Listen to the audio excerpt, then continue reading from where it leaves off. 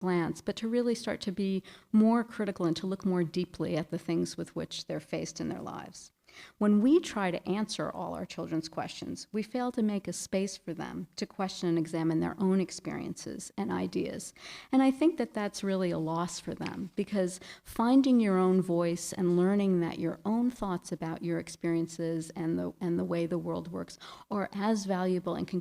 contribute something to an ongoing dialogue is a very empowering experience, I believe, for kids.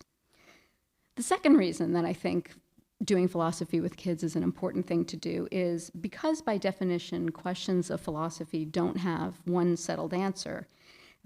When you engage in a philosophical conversation, you start to understand that there are many ways to see the same thing. I've had teachers tell me for years that one of the things that happens in classrooms after I've been there for a while is that students, even pretty young students, first graders, second graders, will start to say things to each other like, well, that's your point of view, but there are other ways to see it, as opposed to you're wrong, which is often what happens. And I think that this experience of understanding that there are many ways to see the same thing, many perspectives, and all of them unique, valuable, and even necessary, is a powerful one, especially in this time in human history, where greater and greater presumed certainty about values and ideas lead people to extreme acts of violence and oppression. So it's imperative that our children understand that there are a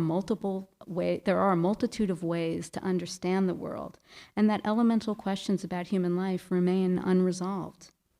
The third piece of doing philosophy with children, of helping them to cultivate their philosophical selves, is that I believe that philosophy is probably the best discipline for cultivating analytic, reasoning, and critical thinking capacities. Because